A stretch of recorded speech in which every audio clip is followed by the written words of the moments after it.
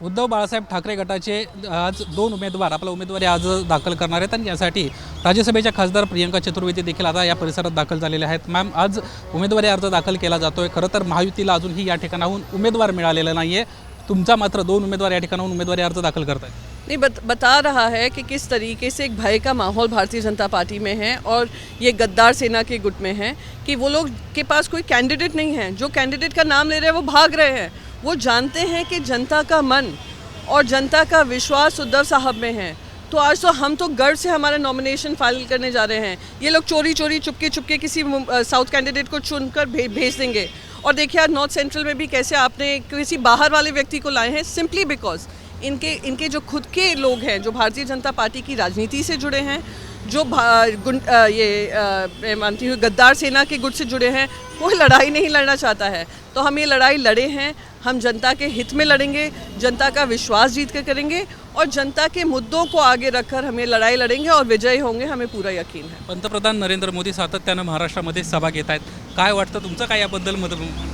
ये डर अच्छा है क्योंकि ये डर से ही ये सारे दाग जो हैं भारतीय जनता पार्टी के हटने जा रहे हैं, क्योंकि जनता इनको बाहर का रास्ता दिखाने जा रही है।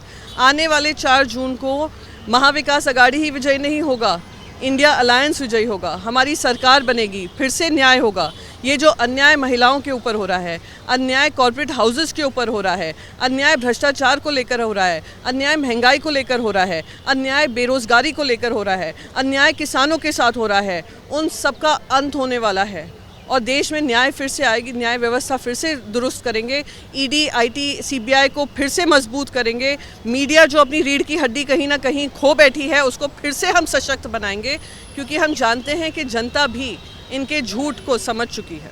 माढा लोकसभा मतदारसंघामध्ये राष्ट्रवादीचा प्रचार करणारे अभिजित पाटील आता भाजपमध्ये आज प्रवेश करणार आहेत। मुंबईमध्ये देखील एम के मडवी जे तुमचे नगरसेवक आहेत का 2 दिवसांपूर्वी रश्मी ठाकरेंची नवी मुंबईत त्यांना सभा घेतली आणि त्याच रात्री त्यांना अटक झाली। तो यही है, इनको लगता है कि डर से लोगों को अपने साथ तो ले लेंगे, पर जनता का दिल और विश्वास कैसे जीतेंगे। आप लोग पैसे के बल पे आपने अपनी सरकार बनाई, 4 दिन की चांदनी है, अब सालों तक अंधेरी रात है देश में और महाराष्ट्र में। खास करके जब जब इतिहास लिखाया जाएगा 3-4 गद्दारों को याद किया जाएगा और वो 3-4 गद्दारों में अजीत पवार जी हों, उस गद्दारों में एकनाथ शिंदे हो, एकनाथ शिंदे से जुड़े सारे शिव सैनिक हों जो पार्टी छोड़कर गए और पार्टी को इस हाल में किया कि उनको लगा कि हमें मजबूर करेंगे, पर हम और मजबूत हुए। तो ये सारों की गद्दारी इतिहास में लिखी जाएगी। जैसे अफजल खान थे ना, वैसे ही ये लोग गद्दार याद किए जाएंगे।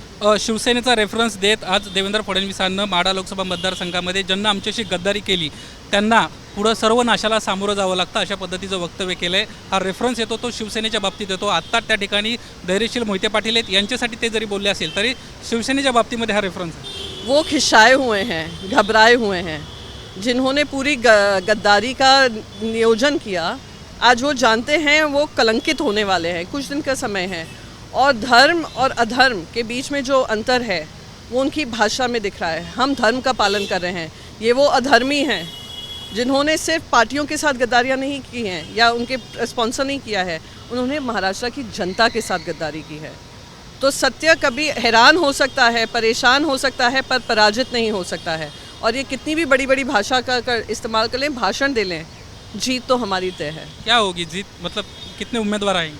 हमारे उम्मीदवार मैं मानती हूँ कि 30 के ऊपर ही महाविकास आघाड़ी के आएंगे, उससे कम हमारे नहीं आने वाले। राज ठाकरे नारायण राणेंसाठी आता कोकणामध्ये सभा घेणार आहेत। महाराष्ट्रातलं मुंबईतलं त्यांचं 5.5 ते 6 लाख मतदान आहे। आता ते कोकणात चालले।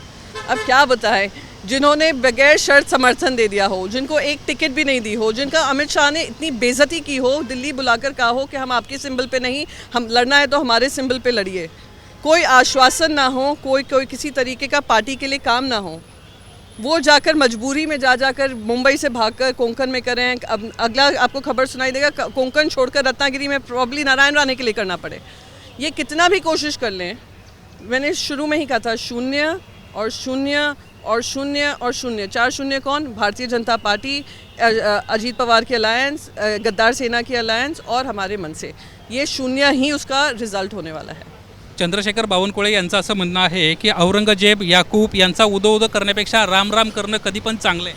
मैं फिर से दोहराऊंगी कि ये जो औरंगज़ेब, जिनके दिमाग में इतना औरंगज़ेब और मुग़ल घूमते हैं, वो सही मायने में औरंगज़ेब और मुग़लों के जो तानाशाही थी वो उसका इस्तेमाल कर रहे हैं। जो औरंगज़ेब करता था वो आज की भारतीय जनता पार्टी कर रही है। जो लोग इतना याद मुग़लों को करते हैं वो मुग़लों के नौकर हैं, और मैं कहूँगी राम राम का नाम लेकर मुग़लों का काम करते हैं, वो स्पष्ट होता जा रहा है। नारायण राणेंचं म्हणणं आहे की शिवसेनेचे 5 ते 7 खासदार आहेत आणि कायम ते सोनिया गांधी उद्धव ठाकरेंच्या घरी उद्धव ठाकरे जात असतात. उद्धव काही कामाचे नाही आहेत, हे बाळासाहेबांचं पण मत होतं. मैं इनके बारे में बोलना नहीं चाहूँगी. जिनको खुद की हार निश्चित है, जिनको जो मंत्री बने थे उनको MSME का फुल फॉर्म नहीं पता था, मैं क्वेश्चन आवर होता था वो जवाब नहीं दे पाते थे, वो हमें बताएंगे हमें क्या करना चाहिए. इनको तो हम पराभव करा चुके हैं, एक बार नहीं, 2 बार नहीं, अब तीसरी बार, क्योंकि उनको संतुष्टि नहीं मिल रही है, तीसरी बार भारी संख्या से उनको हराएंगे. धन्यवाद आमच्याशी बातचीत केल्याबद्दल. नारायण राणेंचा पराभव हा निश्चित आहे आणि आम्ही तिसऱ्या वेळेला त्यांना कोकणातून हरवू अशा पद्धतीची प्रतिक्रिया प्रियंका चतुर्वेदी यांना ABP माझाशी बोलताना दिली आहे. कॅमेरामन अरविंद वारकेसह निलेश बुदावले, ABP माझा, मुंबई. ABP माझा, उघडा डोळे बघा नीट.